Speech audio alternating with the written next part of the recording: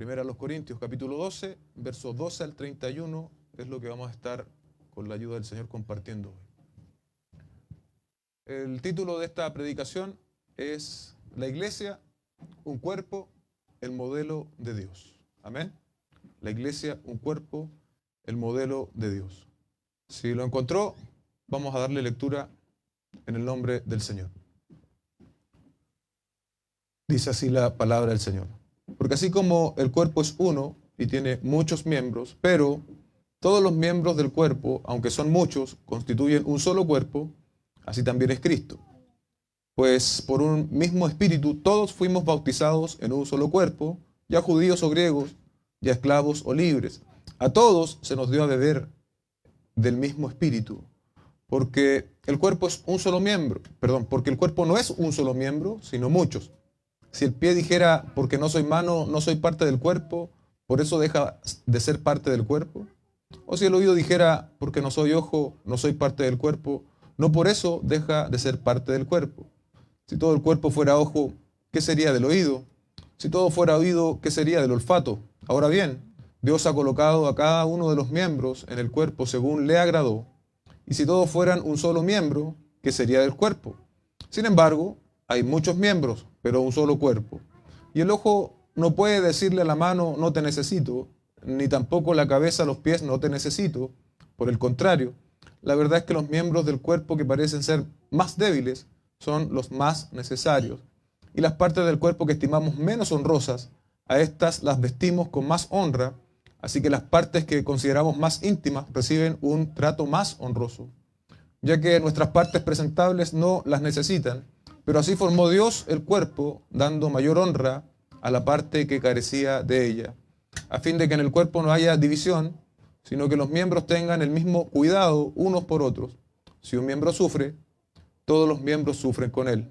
Y si un miembro es honrado, todos los miembros se regocijan con él. Ahora bien, ustedes son el cuerpo de Cristo, y cada uno individualmente un miembro de él. Y en la iglesia Dios ha designado primeramente apóstoles, en segundo lugar profetas, en tercer lugar maestros, luego milagros, después dones de sanidad, ayudas, administraciones, diversas lenguas. ¿Acaso son todos apóstoles? ¿Acaso son todos profetas? ¿Acaso son todos maestros? ¿Acaso son todos obradores de milagro? ¿Acaso tienen todos dones de sanidad? ¿Acaso hablan todos en lenguas? ¿Acaso interpretan todos?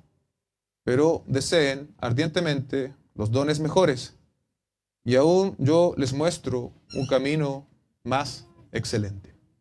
Cierre sus ojos y oremos juntos al Señor. Padre, a través de tu Hijo Jesucristo, Señor, te pedimos esta mañana que tú nos permitas recibir tu palabra. La necesitamos, Señor, de manera imperativa, Señor, en nuestras vidas. Por lo tanto, nuestros oídos puedan ser abiertos, Señor, para recibir lo que tú quieres enseñarnos esta mañana, para que lo podamos poner por obra, Señor, para que la imagen de tu Hijo Jesucristo y el propósito que tú tienes con nuestra iglesia, con esta iglesia local particular, también pueda ser cumplido. Te lo pedimos a través de Cristo nuestro Señor. Amén y amén.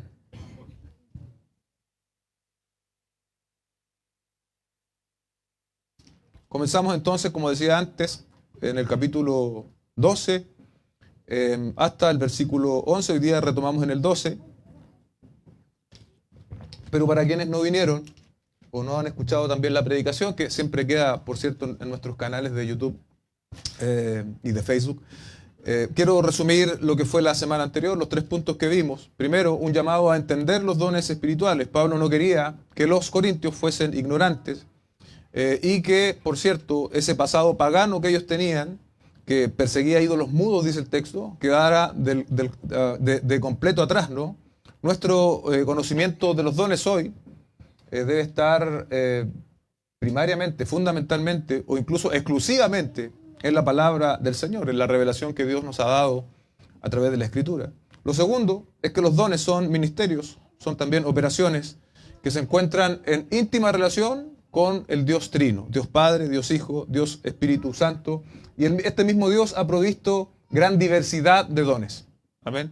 Los estudiosos bíblicos, los teólogos no llegan a un acuerdo, ¿cierto?, en este sentido, y la mayoría están en este punto se dan la mano, y es que no hay una lista exhaustiva de dones, aunque nosotros los juntáramos todos los que salen en el Nuevo Testamento.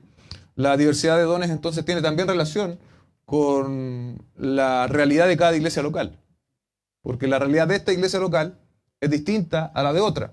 Entonces Dios en ese sentido va a equipar también a cada iglesia local en conformidad al propósito que Él tiene con esa iglesia. Ciertamente la iglesia local es el escenario que Dios nos proporciona para conocer y para desarrollar nuestros dones. Lo tercero es que todos los creyentes, si usted es un hijo de Dios, Dios le ha dado un don. Y ese don tiene el propósito de que nosotros nos edifiquemos mutuamente. Eso es importante porque el don no solamente es para que yo dé, sino también tengo que tener la conciencia de que otros tienen otro don del cual yo también voy a ser beneficiado. Entonces funciona en ambas direcciones la realidad del don. Y también, muy importante, el don no fue, y tal vez era el problema de los corintios, ¿no? El don no fue dado por Dios para satisfacer nuestros intereses, nuestro propio propósito, nuestro propio ego, sino que el don tiene el propósito de el bien común, la edificación de los otros. Entonces ahora retomamos, ¿no? Desde el versículo 12 en adelante, Pablo continúa el mismo tema, pero ahora va a profundizar los aspectos de estos primeros versículos que veíamos la semana pasada, y hay una metáfora, una comparación que predomina, que es precisamente la del cuerpo humano en relación al cuerpo de Cristo. Eso es lo que va a hacer Pablo fundamentalmente, casi en la totalidad del texto que hemos leído esta mañana. El primer punto de la predicación lo he denominado la iglesia, un cuerpo en armonía.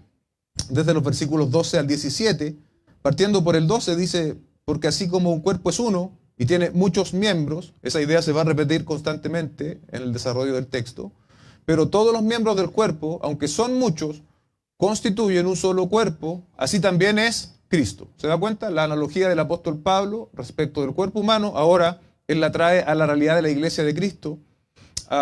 Utiliza por lo tanto esta comparación que los corintios iban a entender muy bien y que nosotros también hoy día podemos entender muy bien. Miramos nuestro propio cuerpo con distintos miembros y entonces ahora tenemos que trasladar esta realidad del cuerpo a la realidad del cuerpo de Cristo.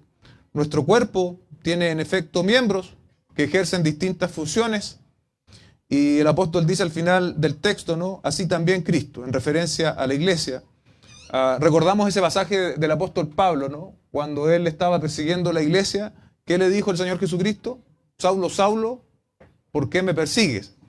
Y literalmente Pablo no estaba persiguiendo a Cristo, sino que a su iglesia, vale decir, el cuerpo de Cristo. Es similar entonces la dinámica de la iglesia a la del cuerpo humano, es lo que quiere establecer el apóstol Pablo. Nuestro cuerpo tiene cierta estructura que se denomina anatomía. Y también nuestra anatomía, ¿cierto?, tiene miembros. Eso se denomina fisiología y hace referencia a las funciones. ¿Qué pasa cuando un cuerpo es sano? Un cuerpo está en armonía, un cuerpo funciona. ¿Qué pasa cuando una iglesia es sana, que está en armonía con todos sus miembros? También pasa algo similar. Ahora, la pregunta, amados hermanos, es lo contrario. ¿Qué pasa cuando no hay esa armonía? Cuando, por ejemplo, cuando yo tengo algún órgano de mi cuerpo enfermo, cuando se me enferma el hígado, los riñones, el corazón, todo el cuerpo es afectado. ¿Sí? Usted ha visto, a veces las personas enferman y basta con verles la cara para saber que están enfermas. Con el cuerpo de Cristo sucede lo mismo. Ahora los miembros ya no son ni nuestras manos ni nuestros pies, sino que los miembros somos todos nosotros. Si todos nosotros no estamos en el funcionamiento y en la armonía que Dios ha diseñado, entonces ese cuerpo va a enfermar. Ese cuerpo no se va a desarrollar. Un cuerpo sano, decía antes, está cumpliendo el propósito con el cual fue creado. Una iglesia sana también lo está haciendo. Pero así como el cuerpo es uno, dice el apóstol, ¿no? La iglesia también tiene una unidad. Somos diversos miembros, pero tenemos una unidad. Algo que nos ha, incluso podríamos hablar desde el génesis mismo de la iglesia. No conoce de nacionalidades ni de estratos socioeconómicos. En la iglesia de Cristo no importa tu país de origen, no importa tu clase social, no importa si tú tienes títulos o no colgados en tu pared, porque lo que Dios ha atraído hacia sí no depende de eso, sino que depende de manera exclusiva de su gracia y de su favor, de lo que Él ha determinado hacer. Y gracias a Dios que Dios no nos mira por ninguna de nuestras características, porque ciertamente, iglesia, tenemos muy poco de lo cual podría llamar la atención de Dios. Dice el texto, en referencia a esta unidad, dice el verso 13, pues por un mismo espíritu todos fuimos bautizados en un solo cuerpo. Y respecto de ese carácter inclusivo que tiene la iglesia de Cristo, sin ningún tipo de acepción, como hacemos nosotros los hombres, dice, ya judíos o griegos, ya esclavos o libres, a todos se nos dio a beber del mismo espíritu. Es interesante pensar en esto, pues hay diversidad de miembros, diversidad de funciones, pero hay algo común para todos ellos, y es que han sido bautizados, sumergidos en este cuerpo, ¿no? En esta realidad por el Espíritu Santo. Es esa realidad de unidad en la iglesia que la proporciona el Espíritu de Dios. Esa cohesión no es por factura humana, no es idea humana. Esa cohesión es del Espíritu Santo. Él nos ha sumergido en el cuerpo de Cristo. Él nos ha incluido en el cuerpo de Cristo. Por eso es que no importa tu origen, no importa tu estrato social, estás siendo parte de esta realidad espiritual porque recibiste, como dice el apóstol Pablo, ¿no? En un lenguaje también metafórico, simbólico, porque hemos bebido del mismo espíritu. Esta idea también, por cierto, va a confrontar la superioridad que muchos corintios podían sentir, porque tenían ellos la sensación o la idea de que habían recibido ciertos dones más destacados. Entonces Pablo aquí establece lo primero. Aquí hay una unidad. Ustedes han sido llamados no en base a ninguna característica. Aquí no importa si tú eras judío, tú eras griego, tú eras gentil. No importa si eres esclavo, si eres libre, si eres señor. Nada de eso importa, porque hemos sido sumergidos en el cuerpo de Cristo por su espíritu. Él nos ha dado a beber de su espíritu. Todos los que estamos aquí, si somos hijos de Dios, somos hijos de Dios porque el Espíritu Santo nos ha bautizado, nos ha hecho parte de su iglesia. Tenemos todos un mismo espíritu, hemos todos bebido de Él. Y por cierto, no es gracias a nosotros, fue por la obra de Dios. Y eso nos pone en igualdad de condiciones a todos quienes somos hijos del Señor. Y como estamos en igualdad de condiciones, eso es un fundamento sólido, básico y fundamental para entender la administración de los dones. Somos todos iguales delante de la presencia del Señor. Jesucristo pagó por cada uno de nosotros el precio de nuestro pecado. Entonces, si los corintios entendían esto, iba a ser un fundamento inicial para ahora seguir corrigiendo lo que ellos habían entendido mal y ciertamente también lo que muchas veces nosotros también hemos entendido mal. El verso 14 dice, porque el cuerpo no es un solo miembro, sino muchos. El cuerpo claramente está conformado no solo por un miembro, dice el texto, sino por muchos. Y es cuestión de que usted hoy día en la mañana probablemente se miró al espejo, ¿no? Se pudo ver ahí sus ojos, sus orejas, todo lo que vemos. Pero cuando enfermamos, ¿qué nos piden los médicos? Exámenes. Exámenes sanguíneos, ecotomografías, etc. ¿Para qué? Para ver nuestros órganos, nuestro funcionamiento interno. Y ahí queda aún más de manifiesto que no somos solo lo que vemos en nuestro espejo, sino que estamos diseñados por Dios, también con muchos miembros, con muchos órganos que están ejerciendo funciones en nuestro cuerpo. Inferimos entonces que los corintios tenían esta visión, esta óptica, ¿no?, de un solo miembro. Por eso el apóstol Pablo repite y martilla tanto esta idea, porque el cuerpo no es un solo miembro. ¿A qué se refería? Que probablemente todos tenían la misma intención de tener esos dones más destacados, esos dones más visibles. Nuestra propia realidad como iglesia local debe entender esto también. Somos un cuerpo. Y como cuerpo tenemos varios dones. Pablo profundiza más aún en su metáfora del cuerpo y personifica a los miembros del cuerpo. En el verso 15 leemos, si el pie dijera, porque no soy mano, no soy parte del cuerpo, no por eso deja de ser parte del cuerpo. Es decir, un pie queriendo ser mano. Luego en el verso 16 leemos, Si el oído dijera, porque no soy ojo, no soy parte del cuerpo, no por eso deja de ser parte del cuerpo. ¿Sí? Ahí tenemos entonces a este oído queriendo ser ojo. Es la experiencia corintia. Muchos de ellos querían ser otra cosa, tener otro don.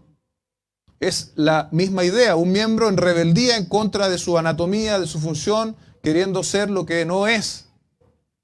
Hace algún tiempo tuve la oportunidad de exponer este mismo pasaje y yo pensaba precisamente en una enfermedad como el cáncer. El cáncer es podríamos decir en términos simples, ¿no? El cuerpo se rebela, un grupo de células se rebela en contra de las del demás funcionamiento del cuerpo. Comienza a crecer ese grupo de células en contra de la armonía del cuerpo y bueno, lamentablemente hay cánceres muy invasivos, terminan haciendo metástasis y viajan a otras partes del cuerpo y bueno, la historia suele a veces ser triste en ese sentido. Creo que podría tener cierta utilidad, ¿no? De pensar de que la armonía es muy necesaria en el cuerpo de Cristo, ¿no? No podemos pretender ser algo que no somos, es lo que el apóstol Pablo aquí está estableciendo y dice, no por eso deja de ser parte del cuerpo. Es decir, no hay opciones aquí, sino que cada uno de nosotros tome la identidad y la función que Dios nos ha dado. Estos pies que dice el apóstol Pablo, aquí estos oídos tenían nombre y apellido en la realidad de los corintios. Creyentes que no se conformaban con su don recibido y querían otro tipo de don. El comentario bíblico del nuevo del continente nuevo dice, algunos corintios decían, yo no tengo don espiritual, no puedo ofrecer nada, pues mi don es secundario, de manera que no voy a participar. Negarse a la acción por ser determinada parte del cuerpo no elimina la responsabilidad y no hace que seamos menos miembros del cuerpo. ¿Se da cuenta?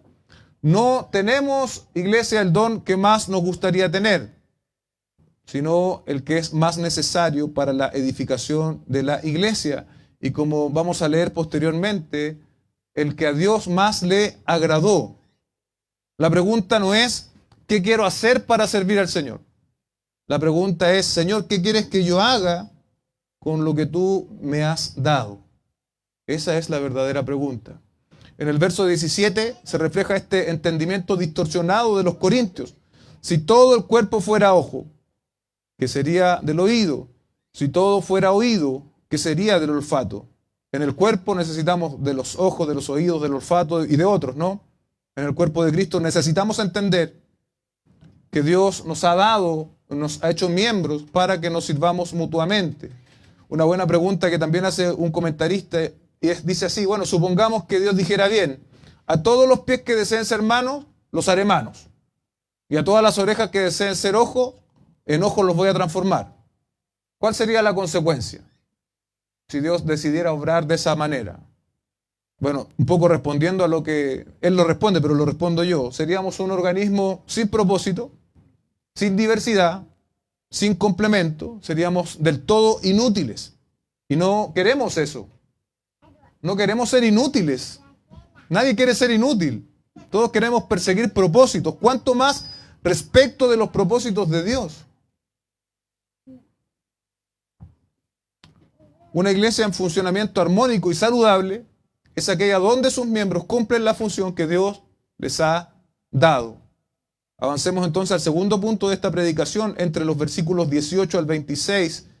Le he puesto a este punto, el diseño de Dios alcanza los mejores resultados. El verso 18 dice, ahora bien, Dios ha colocado a cada uno de los miembros en el cuerpo según le agradó. Anticipábamos recién esta expresión. En el cuerpo Dios colocó a los miembros según a Él le agradó. Ahora, ese agradó tiene ciertas características que se relacionan con Dios mismo. Podríamos decir que es un agradar santo, porque Dios es santo. Podríamos decir que es un agradar perfecto, porque Dios es perfecto. Podríamos decir que es un agradar que tiene el conocimiento absoluto. ¿Sí? Por lo tanto, haremos bien en seguir ese agradar de Dios. Los corintios en la práctica, amados hermanos, estaban desafiando este agradar de Dios. Tal vez si tuviésemos la oportunidad de entrevistar a alguno de ellos, ninguno hubiese dicho de manera verbal, no, yo, si le agrada a Dios, yo le doy el amén. Sin embargo, lo que ellos estaban haciendo decía lo contrario. Y eso da cuenta de que una cosa es la información que nosotros manejamos y otra cosa es la transformación que manifestamos. Amén. ¿En qué medidas lo hacemos nosotros también y desafiamos lo que a Dios le agrada, lo que es bueno?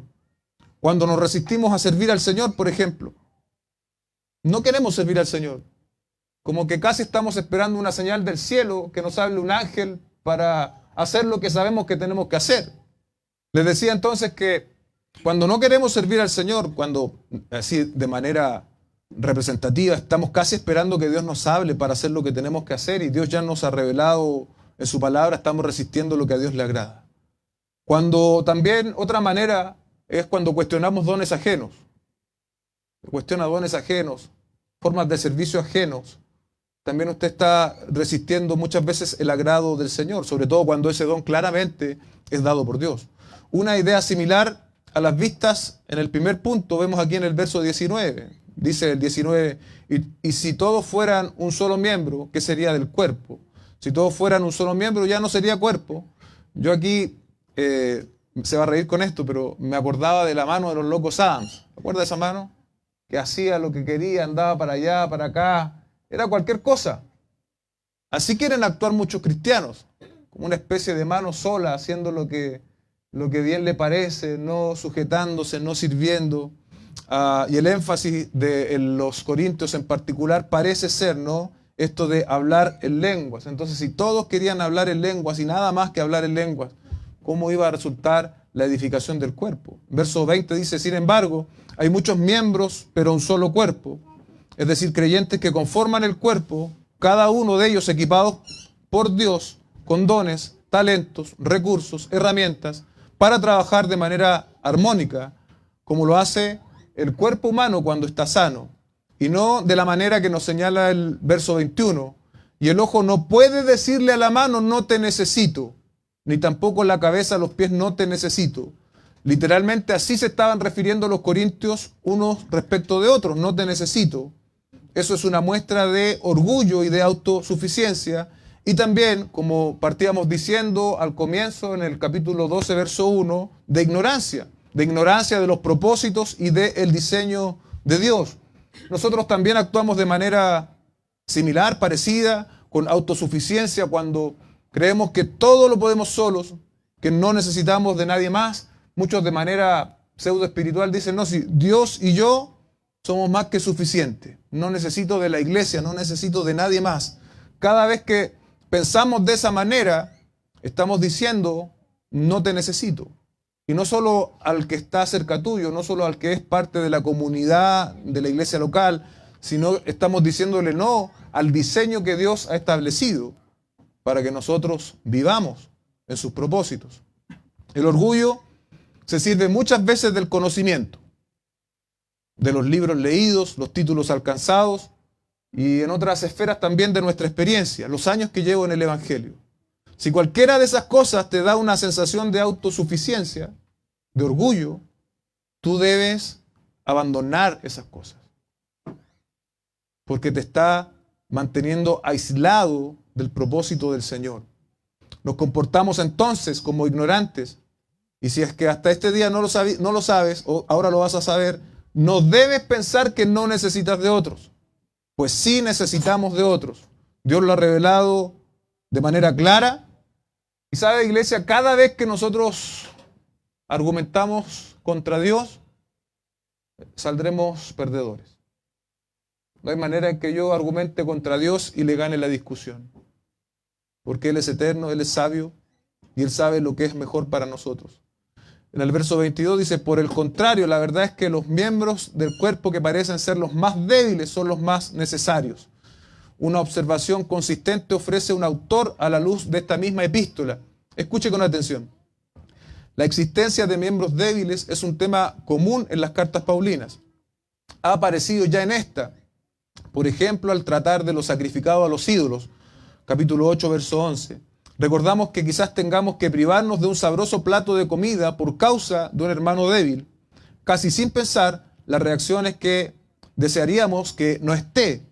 Pablo nos dice que los débiles son precisamente los más necesarios, como hemos leído recién. Además de lo que ya habíamos anotado, es alguien por quien Cristo murió. 8:11. Sin los más débiles no podremos mostrar nuestra fuerza, sabiduría, paciencia, perseverancia, virtudes, todas estas atributos, podríamos decir, propios del Señor Jesucristo. Y si somos más honestos aún, iglesia, vamos a reconocer que cada uno de nosotros tiene áreas débiles en su vida. Hasta el más maduro que esté acá tiene áreas débiles en su vida, que serán justamente fortalecidas por Dios a través de su cuerpo, a través del funcionamiento de los dones. O en otras palabras, mis debilidades necesitan las fortalezas que Dios te ha dado a ti. Amén. Versos 23 y 24. Y a las partes del cuerpo que estimamos menos honrosas, a estas las vestimos con más honra. Así que las partes que consideramos más íntimas reciben un trato más honroso, ya que nuestras partes presentables no la necesitan. El versículo 23 y 24, hasta donde lo leímos, está hablando de las partes privadas de nuestro cuerpo, ¿no? Necesitan una mayor honra, necesitan ser vestidas, versus las partes más presentables, ¿no? Que podría ser, por ejemplo, nuestro rostro, que en general nosotros no lo cubrimos. Ahora, el apóstol relaciona esta metáfora, esta analogía también dentro de este texto a los propósitos de Dios y señala, pero así formó Dios el cuerpo. ¿Sí? Así formó Dios el cuerpo, dando mayor honra a la parte que carecía de ella. Así formó Dios la iglesia, dando mayor honra, vistiendo o equipando con mayor honra a los miembros que carecían. Es otro llamado del apóstol Pablo a la humildad. Bueno, ¿tú crees que tienes un don destacado? Precisamente Dios te lo dio porque te faltaba. Algunos propósitos del diseño, ¿no? Decíamos que a Dios le agradó hacerlo así, y para los corintios y para una iglesia como nosotros, eso debiese ser razón suficiente para obedecer. Pero también en el texto se nos dejan ver ciertas razones, ¿no? Ciertas consecuencias prácticas de este diseño de Dios, los resultados de la armonía propuesta por Dios. Lo primero es que previene la división, verso 25, a fin de que en el cuerpo no haya división, sino que los miembros tengan el mismo cuidado unos por otros. Así como un cuerpo funciona en armonía, ¿cierto? No se enferma. Una iglesia que funciona en el diseño de Dios no se divide. ¿Amén? Como un cuerpo funciona en armonía, ¿cierto? Cuando está sano. Una iglesia que funciona en el diseño de Dios no se divide.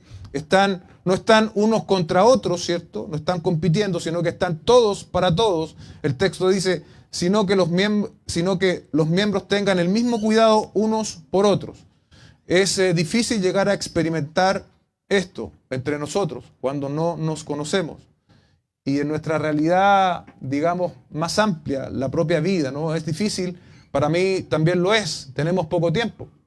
Tenemos también distancias que a veces nos separan, tenemos trabajo, responsabilidades. Pero ¿qué tenemos que hacer frente a eso? Debemos potenciar y aprovechar el poco tiempo que nosotros disponemos para poder crecer en este sentido. Un consejo práctico para toda la iglesia es que no salga corriendo una vez terminado el servicio. Quédese, acérquese, preséntese a alguien, comparta, porque sin ese paso previo y fundamental es muy difícil llegar a ser edificados unos a los otros. Cuando perseguimos el diseño de Dios para su iglesia, llegamos al segundo resultado de esta armonía prescrita por Dios, como dice el verso 25, ¿no? Si un miembro sufre, si un miembro sufre, todos los miembros sufren con él. Y si un miembro es honrado, todos los miembros se regocijan con él. Yo aquí recordé esta palabra que es muy popular hoy en día, ¿no? La palabra empatía.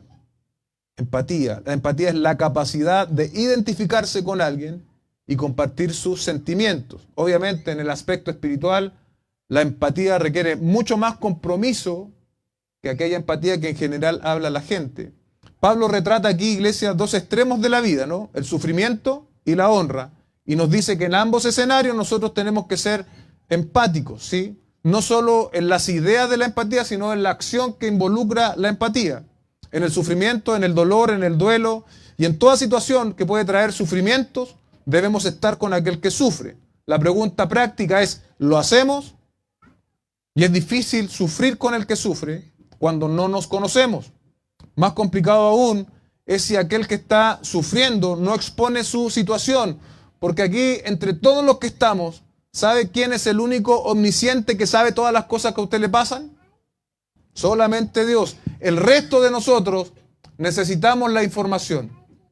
Podemos muchas veces, claro, a través de su rostro implicar ciertas cosas, el hermano está mal o está pasando, pero la situación particular no la vamos a conocer. Tampoco quiero decir con esto es que vamos a exponer toda nuestra vida a todos los hermanos, pero muchas veces entramos en situaciones que no nos involucramos con nadie. Y obviamente cuando lo hacemos de esa manera, difícilmente vamos a ser ministrados en nuestras necesidades. Difícilmente alguien va a poder sufrir contigo si tu sufrimiento no está expuesto. Ahora, en el otro extremo, ¿no? La pregunta es, ¿qué despierta naturalmente la prosperidad, la honra en el hombre natural? Usted lo sabe, ¿no? Cuando otro prospera, ¿cuál es la reacción en general de la gente? Envidia. Literalmente a veces se habla de manera envidiosa y otros lo solapan, pero envidia al fin y al cabo. El problema es que se supone que nosotros como creyentes estamos en una dinámica diferente al del hombre natural. Obedecemos a una naturaleza de tipo espiritual. Entonces, si a mi hermano le va bien, si a mi hermano recibe honra, ¿cuál debe ser mi reacción? Muchas veces, y debemos reconocerlo, muchas veces también levantamos envidia. También en nuestro corazón se alberga la envidia. Está ganando entonces el viejo hombre que parece dominarnos en este tipo de escenarios. Finalmente, iglesia, cuando reconocemos que la indolencia, ¿no? El no estar con el que sufre y el envidiar a aquel que le va bien son pecados, lo que sigue es arrepentirnos. Arrepentirnos y pedirle al Señor que cambie nuestros corazones. Porque si yo soy una persona indolente que no sufre con el que sufre, si yo tengo envidia cuando otro es honrado, ciertamente mi corazón necesita cambios. ¿Y quién puede generar esos cambios? Es Dios en mí. Entonces, y solo entonces, sufriremos con el que sufre y nos gozaremos con los que se gozan, tal como también repite Romanos 12:15. Gócense con los que se gozan y lloren con los que lloran. El veredicto de Dios es claro, iglesia, esta mañana. Nos necesitamos. Tú necesitas del don que está, del hermano que está al lado tuyo, y el que está al lado tuyo necesita de ti. Nuestra responsabilidad es vencer las barreras que en este momento lo están impidiendo. Finalmente pasamos al tercer punto y último, entre los versículos 27 al 31, el orden divino en práctica. El orden divino en práctica. Luego del uso de esta analogía, la comparación con el cuerpo y haber hecho estas incisivas aplicaciones que recién vimos, ¿no? Sufran con los que sufran, gócense con los que se gozan. Pablo ahora es más práctico respecto del asunto de los dones, como vemos en el verso 27, y nos repite esta idea que abunda en el texto. Ahora bien, ustedes son el cuerpo de Cristo y cada uno individualmente un miembro de él.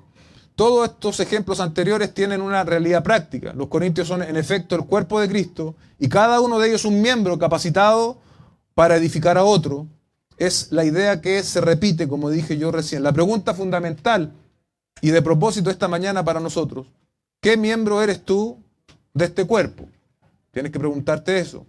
Si reconoces primero que eres parte de este grupo particular, esta iglesia local llamada Iglesia Bíblica Pacto de Gracia, luego debes saber qué miembro eres.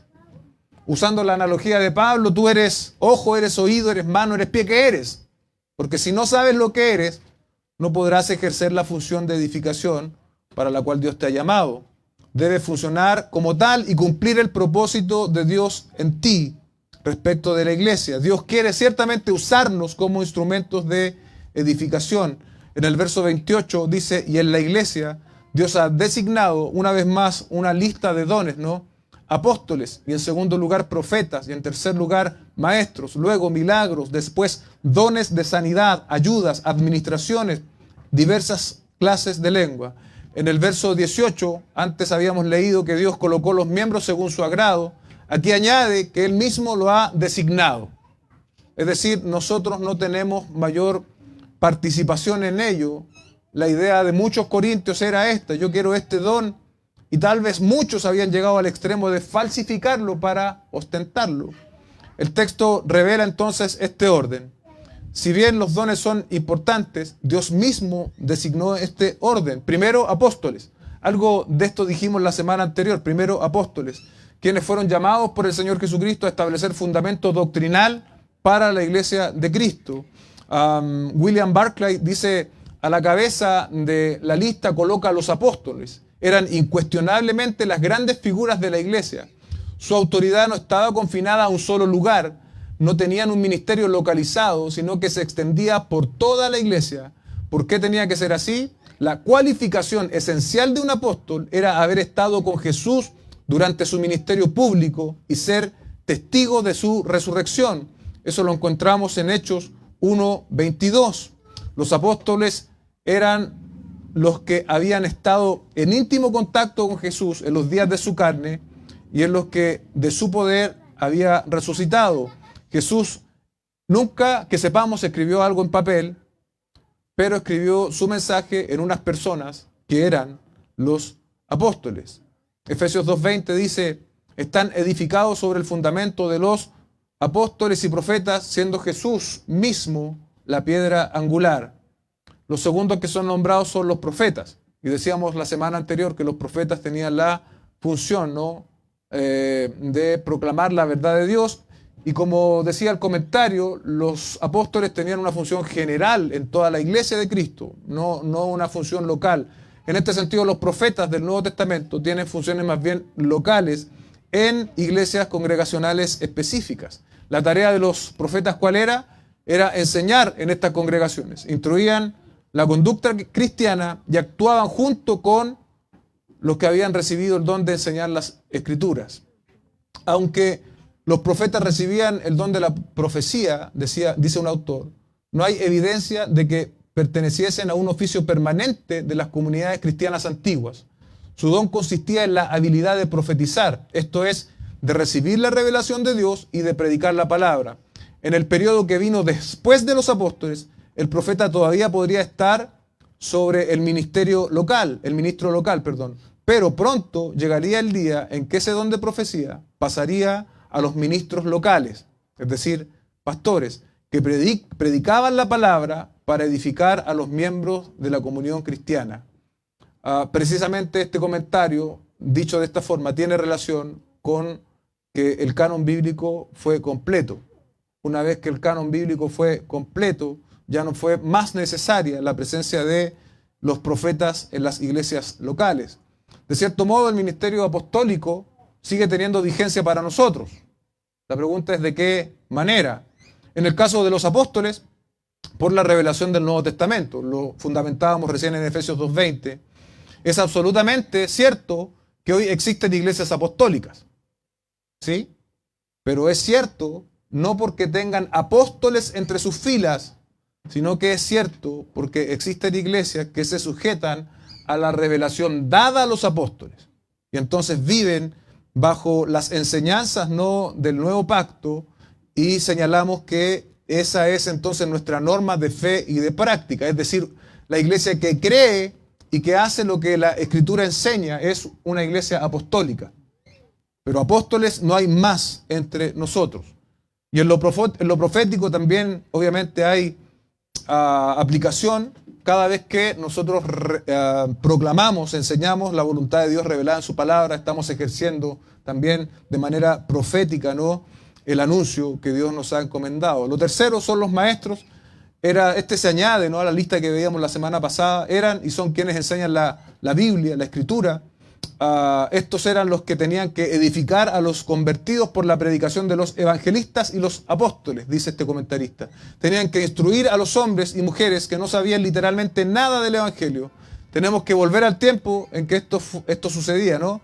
No existía la imprenta, habían escasos libros que se tenían que copiar a mano, lo que los hacía inasequibles por su precio a la mayoría de las personas. En consecuencia, la historia de Jesús se tenía que transmitir ¿cómo? De manera oral. Y esa labor fue encomendada a los maestros. Y debemos recordar que un alumno aprende más de un buen maestro que de un buen libro. Obviamente, la labor de los maestros está también muy de la mano con la labor de los pastores. Cuando vamos a 1 Corintios capítulo 3, lo único que lo diferencia a grandes rasgos de los diáconos es que el pastor tiene que tener la aptitud para enseñar. En Efesios 4:11, él dio a algunos ser apóstoles, a otros profetas, a otros evangelistas y a otros pastores y maestros. El pastor necesariamente debiese ser un maestro, alguien dotado por Dios con la capacidad de enseñar, de transmitir la palabra. Luego seguimos en la lista, ¿no? Ya no hay un cuarto o quinto lugar. Pablo dice milagros, los que objetivamente ya no se manifiestan en la cotidianidad de la iglesia. Sanidades, la pregunta aquí, ¿Dios sana hoy?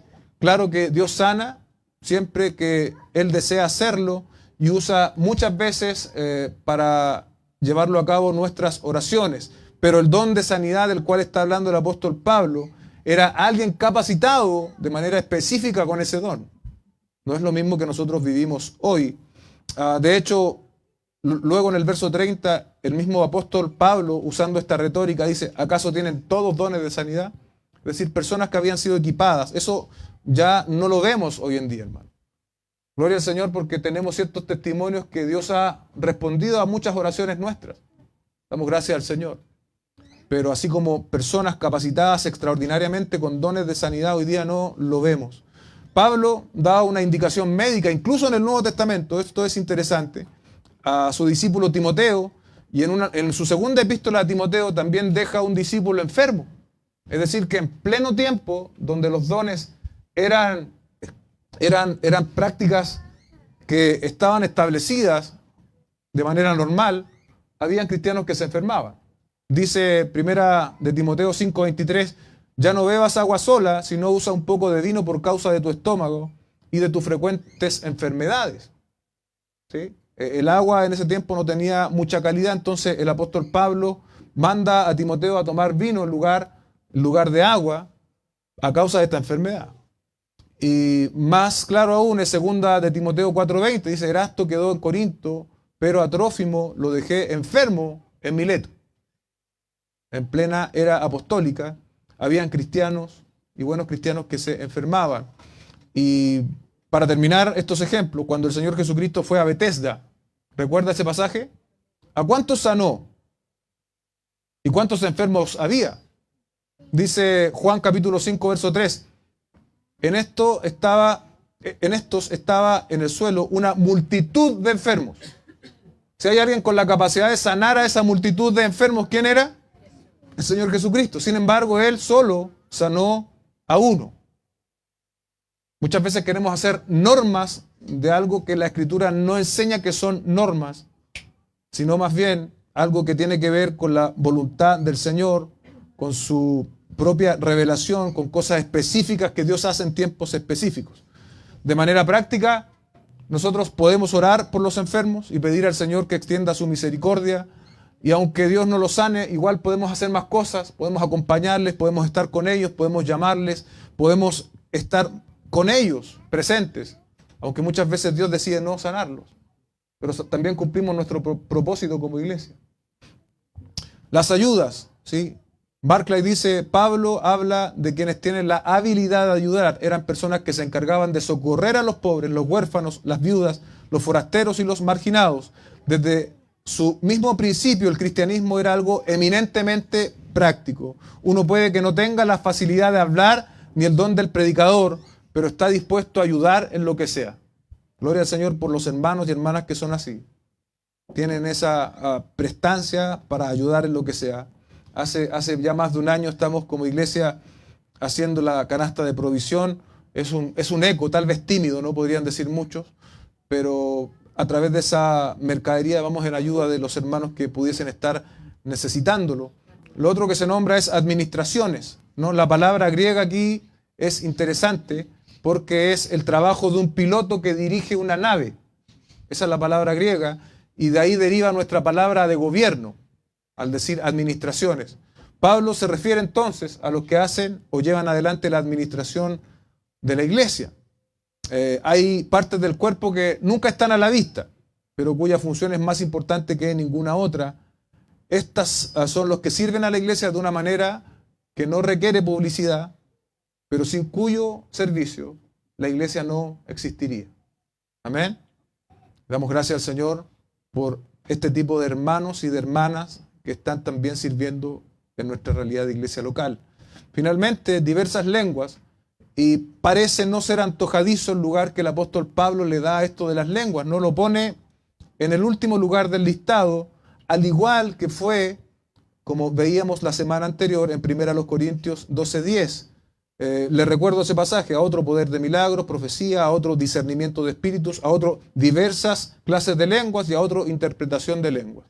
En ambos listados, las lenguas están puestos al último, ¿no? Porque los corintios las estaban colocando primero. Todos deseaban este don, y al desearlo y al practicarlo estaban dando cuenta, ¿no?, de su adolescencia en la administración de los dones. Esto nos invita a reflexionar, ¿no? Muchas veces nosotros somos extremistas, vamos de un lado al otro.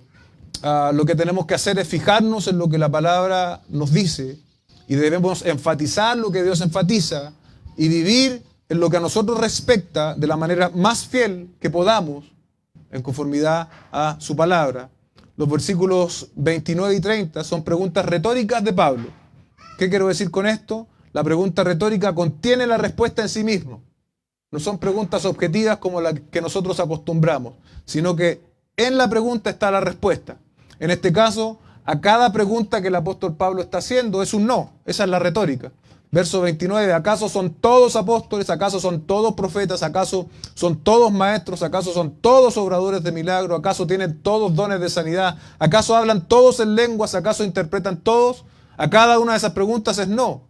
Pablo, una vez más, a través de esta forma, está estableciendo la diversidad de los dones. No hay nadie que tenga todos los dones, y eso otra vez nos pone en la escena de que nos necesitamos unos a otros como creyentes. Finalmente, verso 31, pero deseen ardientemente los dones mejores, y aún yo les muestro un camino más excelente. ¿Cuáles son esos dones mejores? ¿Y por qué dice deseen? Si hemos discutido esto durante las dos predicaciones, bien digo, si es Dios quien lo da, ¿no? Pablo, dice un comentarista, exhorta a los corintios a lograr la meta de recibir y desarrollar sus dones espirituales para la edificación de la comunidad cristiana. En 1 Corintios 14:1 podemos ver a lo que Pablo se refiere con dones mejores, ¿no? Dice, procuren alcanzar el amor, pero también deseen ardientemente los dones espirituales. Y aquí pone cierto énfasis el apóstol Pablo, que obviamente se entiende mucho mejor leyendo todo el capítulo 14, porque dice, sobre todo que profeticen. ¿Qué estaban enfatizando los corintios? Las lenguas. Y el apóstol Pablo entonces les dice, les quiere cambiar su visión al respecto. Si bien es Dios quien da los dones, iglesia, tampoco yo veo en el texto una prohibición para pedir según su voluntad. Porque esta idea ya en los corintios se había hecho masiva. Entonces Pablo quiere cambiar su perspectiva del asunto y está diciendo dones mejores como el de profetizar, el de hablar la voluntad del Señor. La profecía es eso en nuestro contexto, ¿no? La proclamación de la palabra que siempre tendrá pertinencia y aplicación. El apóstol dice, y aún yo les muestro un camino más excelente. Ese camino más excelente lo empieza a desarrollar, más bien se describe en el capítulo 13. Dicho camino más excelente es el amor. Por ejemplo, solo para adelantar algo, dice 1 Corintios 13:1, si yo hablara lenguas humanas y angélicas, pero no tengo amor, he llegado a ser como metal que resuena o címbalo que retiñe. Y es eso lo que con la ayuda del Señor veremos la próxima semana. Solo una idea para terminar. Seamos miembros de esta congregación asumiendo los desafíos de la edificación mutua. No demos espacio al orgullo, no demos espacio al descrédito.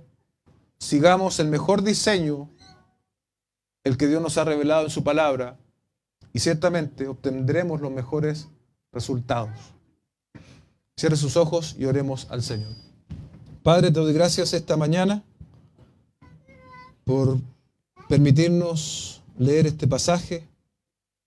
Te ruego, Señor, que tú lo apliques a nuestras vidas y que lo hagas eficaz, Señor. La mucha información sin aplicación no tiene mucho valor, Señor. Permítenos entonces que tu palabra nos esté transformando, Señor. Que tu palabra esté llamando nuestra atención y podamos entonces venir, Señor, delante de ti con un corazón genuino en arrepentimiento para que tú sigas obrando en nosotros, Señor. Reconocemos nuestras adolescencias, reconocemos nuestras fallas, nuestras faltas, y te pedimos, Señor, que tú nos conformes al tipo de iglesia que tú quieres que nosotros seamos, Señor. Una iglesia que glorifique tu santo nombre, una iglesia, Señor, que viva en conformidad a lo que tú nos has revelado en tu palabra. Te lo pedimos todo a través de Cristo nuestro Señor. Amén y amén.